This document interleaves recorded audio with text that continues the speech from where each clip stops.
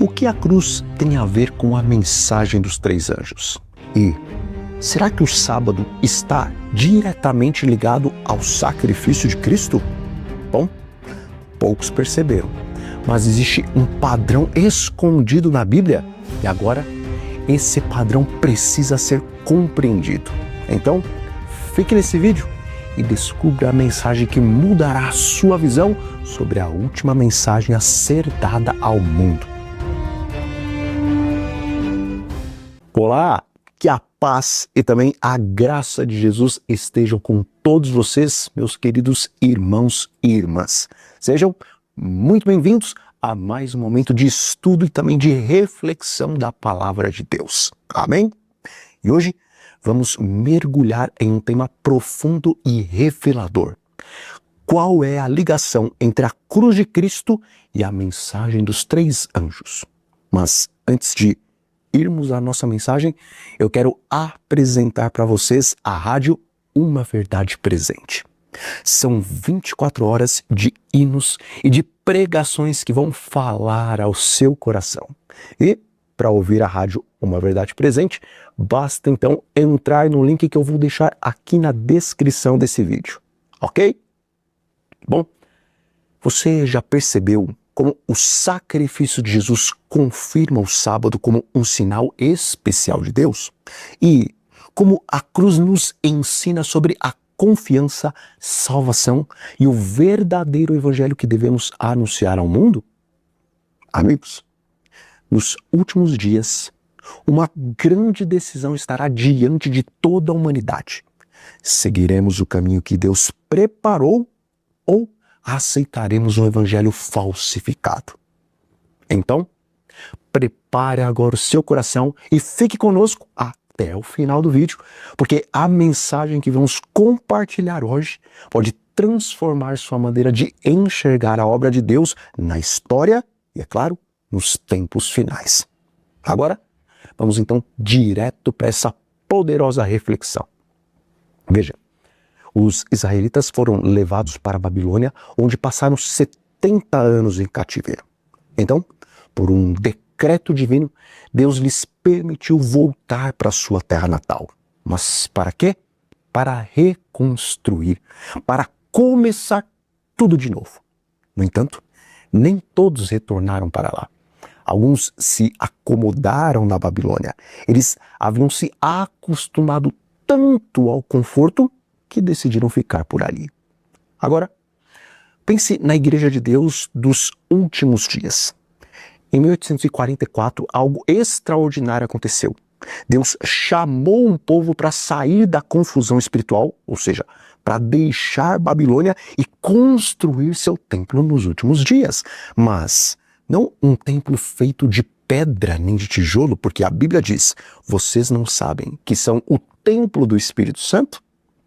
Queridos, assim como no passado muitos ficaram confortáveis, hoje nos acostumamos com nosso estilo de vida, nossas conquistas e esquecemos do chamado para construir. Mas Deus ainda está nos chamando. Ele quer que nos levantemos e que construamos. E para isso, nós precisamos saber como. Veja, a história sempre se repete. No tempo de Salomão, enquanto o templo era construído, uma pedra foi rejeitada. Parecia que ela estava fora do seu lugar e que era incômoda. As pessoas tropeçavam nela e também reclamavam. Mas quando chegou a hora de finalizar aquela grande obra, os construtores perceberam que aquela era a pedra angular, essencial para completar todo o templo. Agora pense nisso. E se estivermos cometendo o mesmo erro hoje? E se ao pregar nossa mensagem e chamar pessoas para fora de Babilônia, estivermos ignorando a pedra principal? Algo crucial pode estar faltando para finalizar essa obra, meus irmãos. Em Apocalipse 18, versículo 1 diz: depois dessas coisas, vi descer do céu outro anjo que tinha grande poder e a terra foi iluminada com a sua glória. Amigos, esse é o quarto anjo, ou seja, o próprio Espírito Santo trazendo a chuva serôdia, que é o poder final para completar a missão. Veja, esse anjo traz duas coisas: glória e poder. Agora, onde a glória de Deus se revela de forma mais clara em toda a Bíblia e na criação? Em Gálatas, capítulo 6, versículo 14, Paulo diz: longe esteja de mim gloriar-me, a não ser na cruz do nosso Senhor Jesus Cristo. Queridos, a glória de Deus se manifesta na cruz. E 1 Coríntios 1, versículo 18, confirma dizendo assim: a mensagem da cruz é loucura para os que perecem, mas para nós que somos salvos, é o poder de Deus. Bom, será que ao longo do tempo deixamos essa pedra angular de lado? Será que estamos tentando completar a obra sem o coração da mensagem, sem a cruz? A Bíblia nos diz em 1 Coríntios 1,18 que a pregação da cruz é o poder de Deus, e Gálatas 6,14 reforça que não devemos nos gloriar em nada a não ser na cruz de Cristo, e isso nos leva a uma conclusão. O anjo de Apocalipse 18, ele vem para dar poder à mensagem dos três anjos. E esse poder não é nada mais, nada menos do que Jesus Cristo e ele crucificado. Essa é a pedra angular principal. Mas agora eu pergunto, será que realmente entendemos isso? E talvez você esteja pensando, mas André, nós já temos Jesus Cristo e ele crucificado. Agora, nós precisamos então pregar as três mensagens angelicais. Mas eu te digo, não temos realmente feito como Deus queria.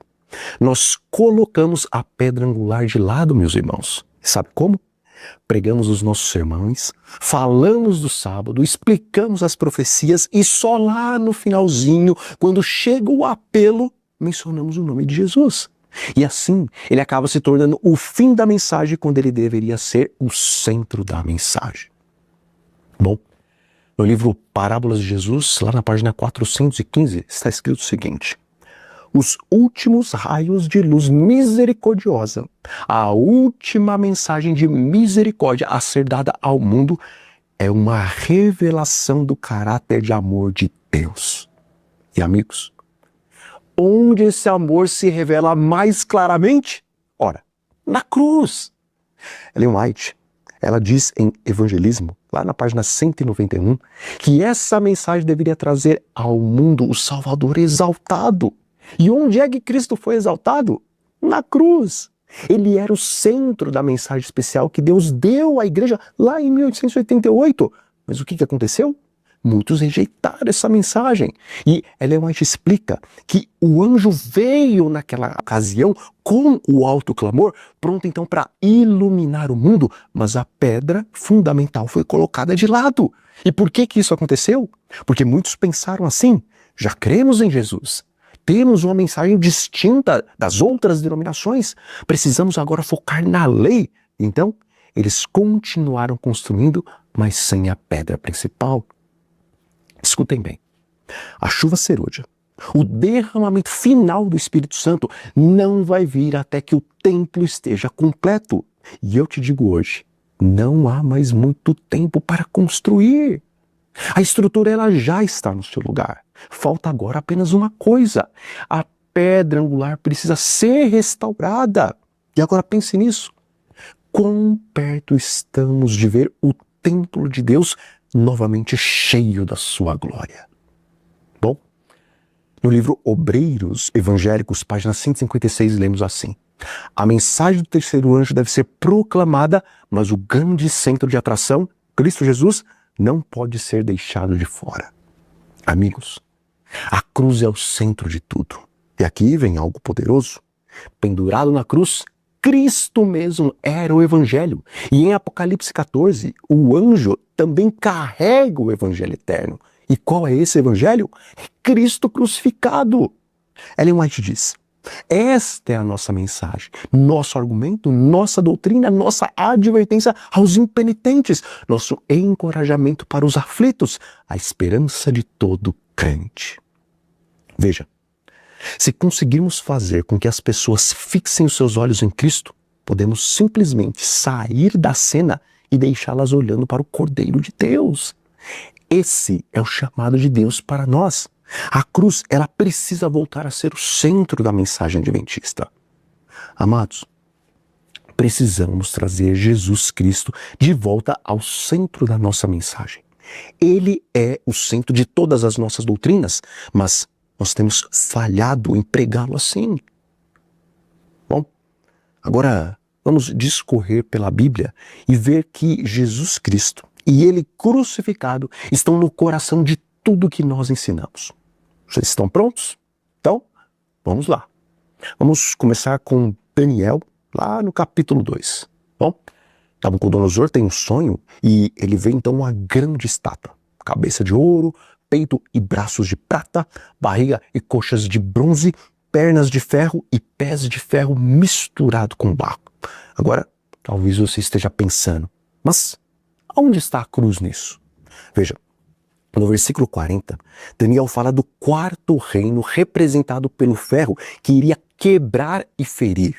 E que reino era esse? Era Roma. Vamos pensar nisso. Jesus foi quebrado? Sim. Na última ceia ele pegou o pão e disse: isto é o meu corpo que é quebrado ou esmagado por vocês. 1 Coríntios 11, versículo 24. Quem quebrou Jesus? Roma. Roma pensou que estava destruindo Cristo, mas na verdade ele estava estabelecendo o seu reino eterno através da cruz. E lá no finalzinho da visão de Daniel, no capítulo 2, uma pedra surge e ela acerta então os pés da estátua e a reduz a pó. E com base nessa visão, vamos lá para Mateus 21, 42, Jesus diz assim: a pedra que os construtores rejeitaram tornou-se a pedra angular. E no versículo 44 diz: quem cair sobre essa pedra será quebrado, mas sobre quem ela cair será reduzido a pó. Percebem um paralelo? A cruz está em Daniel capítulo 2. A profecia nos mostra que quem rejeita Cristo será moído até virar pó. Queridos, Daniel 2 não é apenas sobre o futuro, mas também é um aviso para todos os tempos que, sem a cruz, não vai existir futuro. Agora, vamos lá para Daniel 7. Daniel 7:25 fala sobre um poder que tentaria mudar tempos e leis. E o que isso tem a ver com a cruz? Tudo a ver.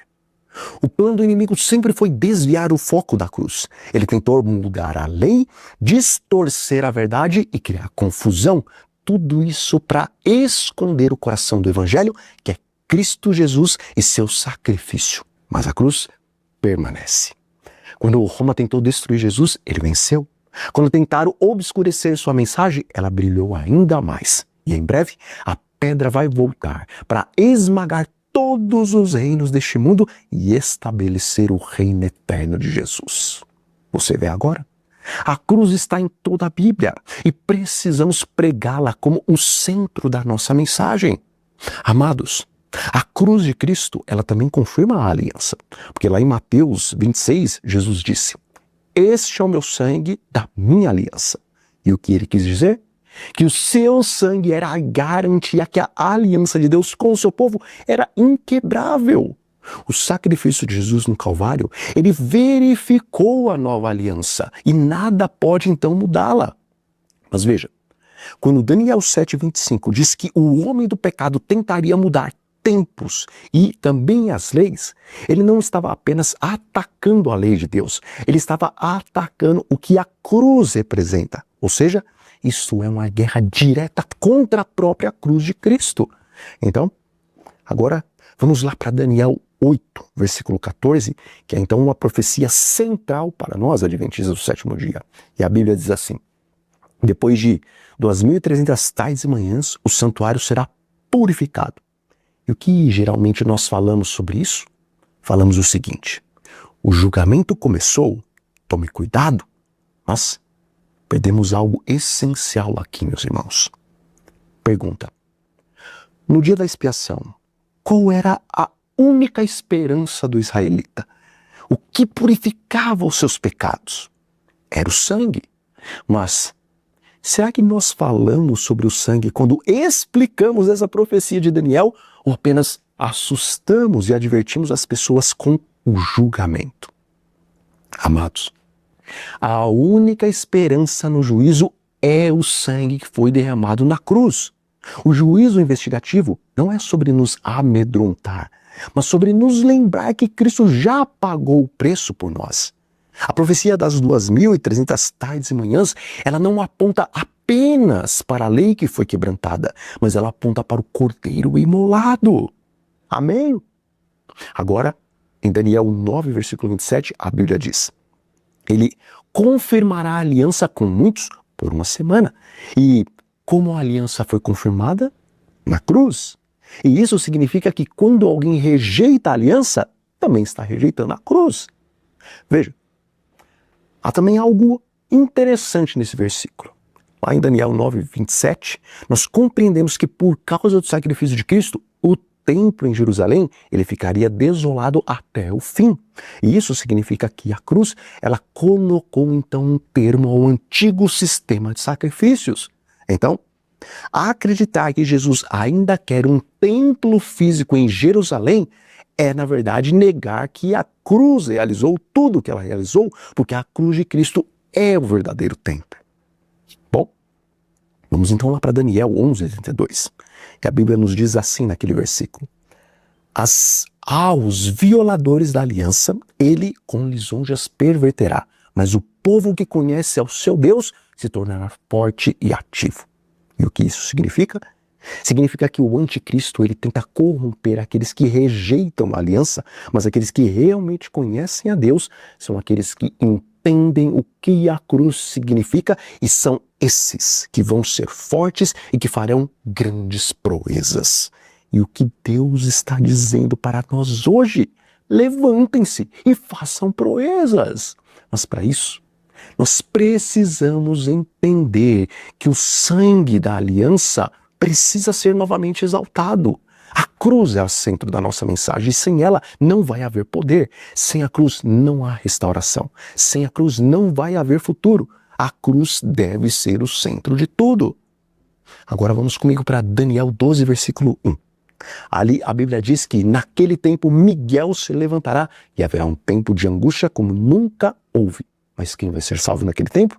Aqueles cujos nomes estão escritos no livro da vida. E, queridos, qual é o nome completo desse livro? O livro da vida do Cordeiro que foi morto. Isso significa que somente aqueles que aceitaram plenamente a cruz de Cristo terão seus nomes escritos, registrados ali no livro da vida. Você percebe como a cruz é central para a nossa salvação? Bom, agora vamos então lá para o livro de Apocalipse. Em Apocalipse capítulo 1, versículo 5, a Bíblia nos diz que Jesus nos amou e nos lavou dos nossos pecados em seu próprio sangue. E aqui está, de novo, só aqueles que foram lavados no sangue do Cordeiro vão sobreviver ao fim dos tempos. Vejamos também o que está registrado lá em Apocalipse 3, versículo 20. Ali Jesus diz: Eis que eu estou à porta e bato. Se alguém ouvir a minha voz e abrir a porta, entrarei em sua casa e cearei com ele e ele comigo. Queridos, pensem comigo. Qual é a refeição que Jesus está trazendo? Está escrito: peguem e comam. Isto é o meu corpo que é partido por vocês.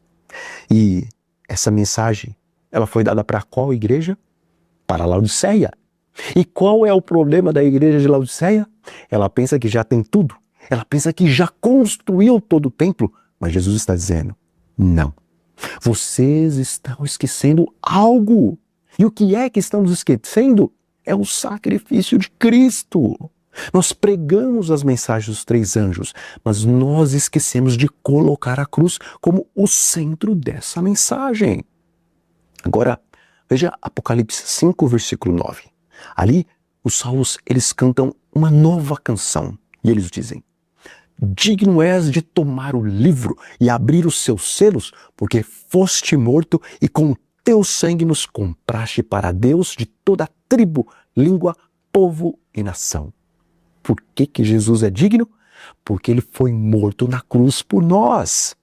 E o que diz Apocalipse 7, versículo 9? Ali diz que uma grande multidão, vestida com vestes brancas, está agora diante do trono. E porque as vestes são brancas, no versículo 14, está a nossa resposta. Ali é dito que eles lavaram as suas vestes e as branquearam no sangue do Cordeiro. Queridos, a cruz está em toda a Bíblia, mas nós temos ignorado isso em nossa pregação. Nós colocamos a cruz como um detalhe lá no finalzinho da mensagem, quando na verdade ela deveria ser a base da nossa mensagem. Agora, veja Apocalipse 11, versículo 19. Ali é dito que abriu-se o templo de Deus no céu e a arca de sua aliança foi vista no seu templo. O que está dentro da arca? Bom, os 10 mandamentos, a vara de Arão e também o maná. E o que o maná representa? Jesus, o pão da vida. E o próprio Cristo disse: o pão que eu darei é a minha carne, que eu darei pela vida do mundo. Ou seja, a cruz está até mesmo dentro da arca da aliança. Bom, vamos lá para Apocalipse 12, versículo 11, e lá está escrito: e eles o venceram pelo sangue do Cordeiro. Quantas vezes Deus tem que repetir isso para nós, meus irmãos? O segredo da vitória nos últimos dias está na cruz, no sacrifício de Cristo. Agora, veja Apocalipse 13, versículo 8. Todos os que habitam sobre a terra a adorarão. Aqueles cujos nomes não estão escritos no livro da vida do Cordeiro que foi morto desde a fundação do mundo. E sabe o que isso significa? Aqueles que não entendem corretamente a cruz, que não aceitam plenamente o sacrifício de Jesus, serão enganados pelo inimigo das nossas almas. E o que diz lá em Apocalipse 15, versículo 2? Ali é dito: vi como um mar de vidro misturado com fogo, e os que venceram a besta, a sua imagem, sua marca e o número do seu nome. E como é que eles venceram? Apocalipse 12, versículo 11 nos diz: pelo sangue do Cordeiro. Também em Apocalipse 16, versículo 15, nós encontramos essas palavras: eis que vem como ladrão. Bem-aventurado aquele que vigia e guarda suas vestes, para que não ande nu e não seja vista a sua vergonha. E como é que nós mantemos as nossas vestes limpas? No sangue do Cordeiro. Amados, a cruz é a peça que faltava na nossa pregação. Ela é a pedra angular que foi rejeitada, mas que precisa ser restaurada. E quando a cruz foi exaltada novamente, o templo será completo. Quando a cruz foi restaurada ao centro da nossa mensagem, a glória de Deus vai encher toda a terra. Veja, em Apocalipse 18:4, Deus diz: saiam dela, povo meu. Mas como é que Deus nos chama para sair fora da Babilônia? Jesus já nos deu as respostas. E eu, se for levantado da terra, atrairei todos a mim. João 12, versículo 32. Então, como é que tiramos as pessoas da Babilônia? Levantando a cruz de Cristo. Agora, o que Apocalipse 19, versículo 13 diz? Ali é dito que Jesus virá vestido com uma roupa tingida de sangue. E por quê? Bom, na nossa infância, quando combinávamos ali roupas com um amigo, nós nos sentíamos especiais e também unidos, como se estivéssemos declarando ao mundo que pertencíamos ao mesmo grupo. Não é verdade? Amados, Jesus vai voltar com vestes manchadas de sangue porque ele espera encontrar o seu povo com as mesmas vestes. As vestes brancas, lavadas no sangue do Cordeiro. Quando ele voltar, ele nos verá e ele vai dizer: olhe, estamos vestindo a mesma coisa. E nós responderemos: sim, Senhor, nós aceitamos o teu sacrifício na cruz. Bom, indo adiante, o que diz em Apocalipse 21, versículo 27? A Bíblia diz que somente aqueles escritos no livro da vida do Cordeiro vão entrar na Nova Jerusalém. E como é que alguém tem escrito o seu nome nesse livro? Nós já vimos isso, é aceitando a cruz. E também em Apocalipse 22, versículo 2, é dito sobre a árvore da vida no céu. Mas quem vai comer dessa árvore? Somente aqueles que já comeram da árvore da vida na terra. Mas o que é a árvore da vida aqui nesta terra? É a cruz, meus irmãos. Quando Jesus foi pendurado naquele madeiro, naquela árvore, ele se tornou fruto da vida, o fruto da vida eterna. E aqueles que se alimentam dele agora, então poderão comer da árvore da vida no céu. Queridos, Cristo é o centro de Daniel e Cristo crucificado também é o centro de Apocalipse. Agora, a parte mais emocionante aqui da nossa pregação. Veja isso. Cada nação tem uma bandeira. E a bandeira representa algo maior. E a cruz, ela é a bandeira do céu. Ela é a bandeira manchada com o sangue do reino de Deus. E o inimigo, ele sabe disso. Ele sabe que se a cruz está no centro de tudo, então tudo o que ele precisa fazer é apenas distorcer o seu significado. Veja, em Efésios capítulo 2, versículos 11 a 19, nos é dito que a cruz derrubou a parede de separação entre judeus e também gentios. Mas o que muitas pessoas ensinam hoje? Elas ensinam que Israel ainda tem um papel separado no plano de Deus e que os judeus são o povo especial e que nós, os gentios, são como que os enteados apenas. Mas, se a cruz removeu essa separação, então ensinar que Deus tem dois planos diferentes é rejeitar a própria cruz. Percebeu? Se você crê na cruz, então precisa crer que não há mais separação entre judeus e gentios. A cruz de Cristo, ela derruba essa e também outras doutrinas errôneas. Mas, e com relação ao inferno eterno? Será que a cruz pode provar que isso é uma mentira? Sim. A cruz prova que essa ideia é totalmente antibíblica. Pense comigo. Jesus pagou a penalidade total pelos nossos pecados? Sim. E se ele não tivesse pago, então estaríamos todos perdidos, não é verdade? Veja, qual que é o salário do pecado? A Bíblia diz que o salário do pecado é a morte, Romanos 6, versículo 23. Mas muitas pessoas dizem que o salário do pecado é o tormento eterno. Bom, se o castigo real fosse sofrimento eterno, então Jesus teria que estar sofrendo agora mesmo. Mas quanto tempo que ele sofreu? 3 dias apenas. E se Jesus pagou a pena total, mas não sofreu eternamente, então temos apenas 3 opções. A primeira, Jesus, ele teve um desconto na penalidade do pecado, o que não faz sentido algum. Segunda opção, estamos todos perdidos porque a pena não foi paga completamente, o que também não faz sentido algum. E terceira opção, o salário do pecado não é sofrimento eterno, mas sim a morte eterna. E essa é a verdade. Jesus, ele sofreu infinitamente, mas não eternamente. Seu sofrimento foi além da nossa compreensão, mas ele não está sofrendo até hoje.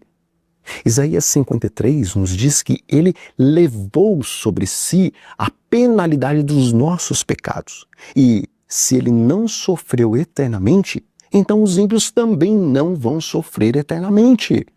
Ou Jesus pagou a penalidade completa e a cruz é suficiente, ou ainda estamos perdidos. Mas nós sabemos a verdade. Jesus morreu. Ele pagou o preço completo e por causa disso, o salário do pecado não é tormento eterno, mas é a segunda morte.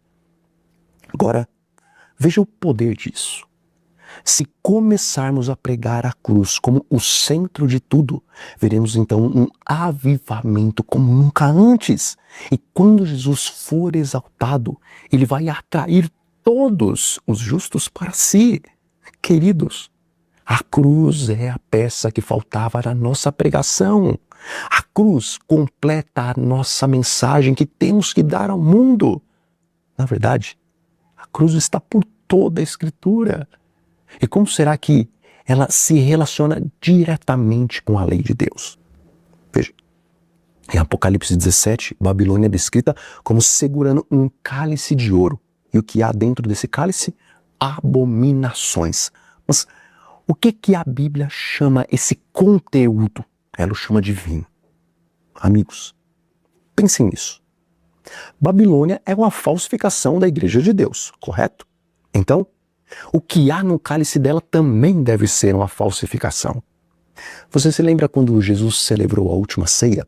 Ele também deu um cálice aos seus discípulos. E o que ele disse sobre esse cálice? Ele disse o seguinte: este é o sangue da minha nova aliança. E que tipo de vinho estava naquele cálice que Jesus ofereceu? Um vinho puro, não fermentado. E isso representava o seu próprio sangue, o ensino puro do Evangelho e também da nova aliança. Mas Babilônia vem com um cálice diferente. Em vez de um vinho puro, o que é que ela oferece para o mundo? Um vinho fermentado, alterado e enganoso. E o que esse vinho faz com as pessoas? Ele embriaga o mundo e os faz esquecer do quê? Da lei de Deus. Bom, em Provérbios 31, versículos 4 e 5 é dito: não é para os reis, ó Lemuel, não é para os reis beberem vinho, nem para os príncipes bebida forte, para que não bebam e se esqueçam da lei. Amigos, o que Babilônia está servindo para o mundo é um vinho espiritual que faz com que as pessoas se esqueçam da lei de Deus. E qual é o mandamento que começa com a palavra lembra-te? É o quarto mandamento, qual fala do sábado. Pois é, a Babilônia enganou o mundo com o evangelho falsificado. E em nome da cruz, ela diz, por causa da cruz, nós guardamos agora o domingo. Por causa da cruz, não precisamos mais guardar a lei. Mas a cruz, ela nunca aboliu a lei dos 10 mandamentos. Agora, vamos pensar logicamente.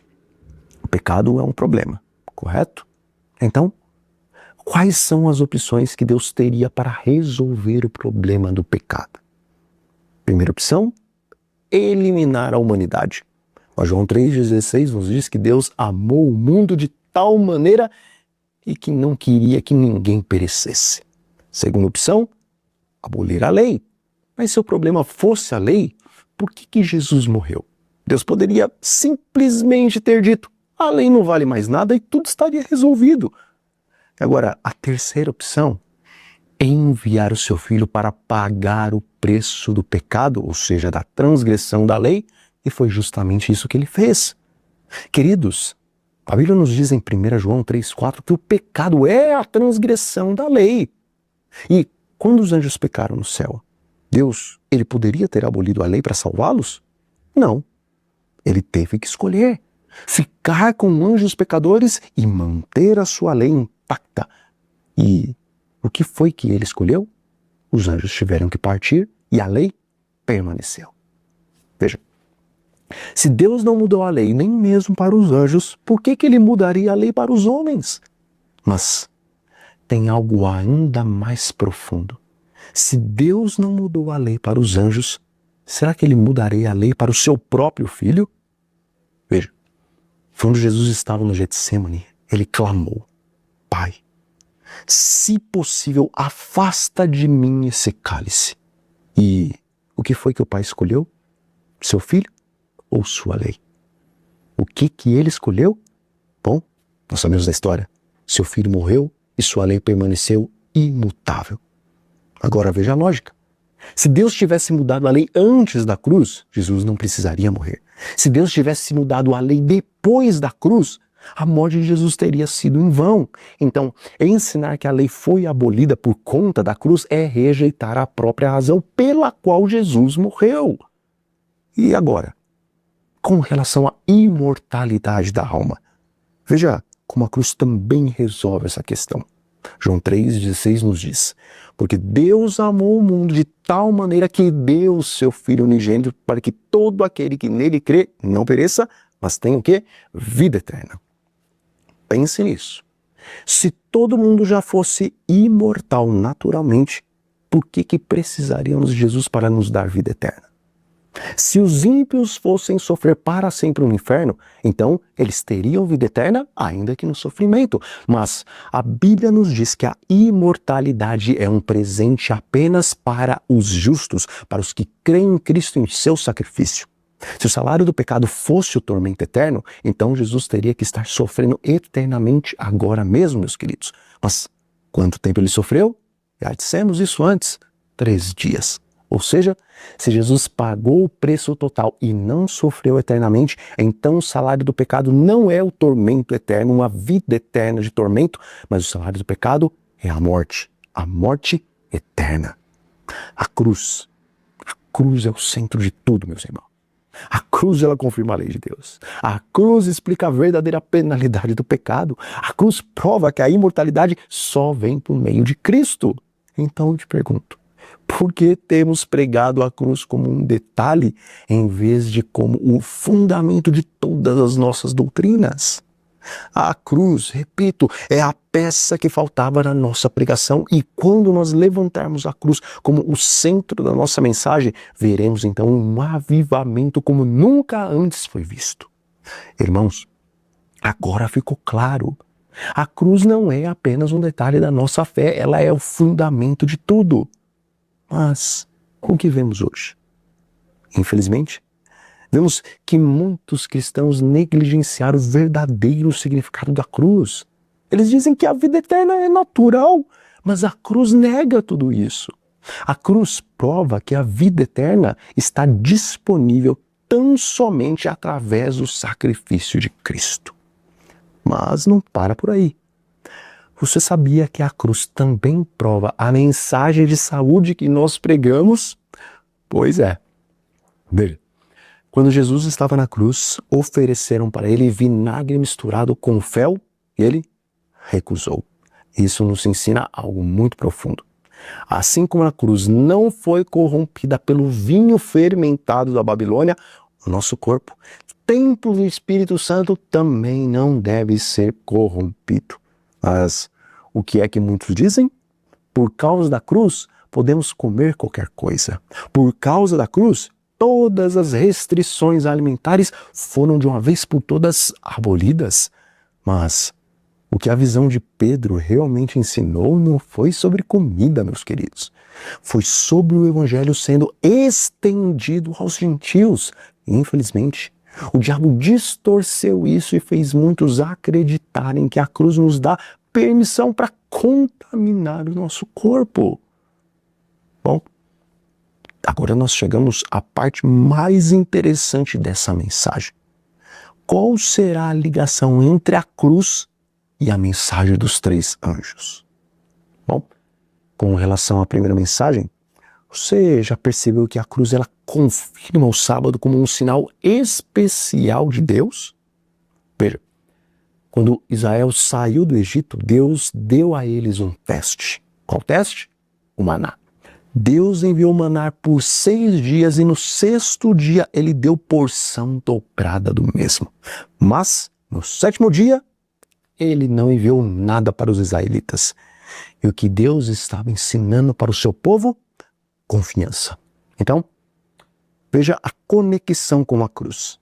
Jesus é o pão da vida. E em qual dia ele foi crucificado? Na sexta-feira.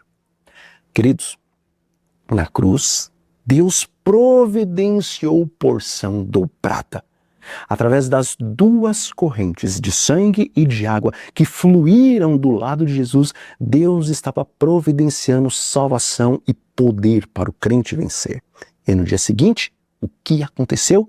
Ele descansou no 7º dia, no sábado. Irmãos, o sábado é um teste para ver se confiamos totalmente na provisão da cruz. Toda vez que guardamos o sábado, estamos declarando para o mundo: eu descanso no sacrifício de Cristo, eu confio no que Ele fez por mim. E com relação à segunda mensagem angélica, veja, Babilônia caiu porque fez todas as nações beberem do seu vinho falsificado. Mas Deus nos chamou para a maior campanha de sangue da história. Ele nos chamou para darmos ao mundo o verdadeiro sangue do Cordeiro. Hoje, O mundo está bebendo um evangelho falsificado, mas nossa missão é apontá-los para o verdadeiro sacrifício de Cristo. Amém? E o que a cruz fala sobre a terceira mensagem angelical? Bom, quem foi a primeira pessoa marcada na Bíblia? Foi Caim. E por que ele foi marcado? Porque ele rejeitou o verdadeiro sacrifício. Caim ofereceu um sacrifício sem sangue.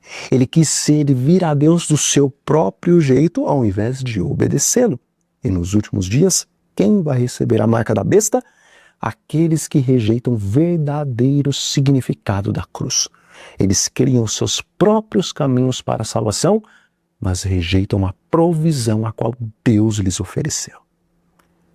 Meus amigos, a construção do último templo está quase completa.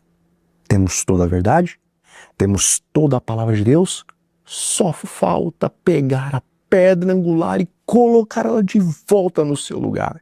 E quando isso acontecer, a casa será cheia da glória de Deus. Veja, quando Salomão terminou o templo, a glória de Deus encheu toda aquela casa. E se nós queremos ver a glória do Senhor encher a igreja novamente, então comecemos a pregar Cristo e Ele crucificado, porque quando Cristo for o centro, o Espírito Santo virá com grande poder e o mundo inteiro verá o testemunho final do Evangelho. Esta, amados, é a mensagem que deve sair com grande poder e glória. Isso é o que dará poder às mensagens dos 3 anjos. Bom, nós vamos ficando por aqui. Eu espero do fundo do coração que essa mensagem faça uma grande diferença na vida de vocês. E por fim, um grande abraço a todos e até a próxima.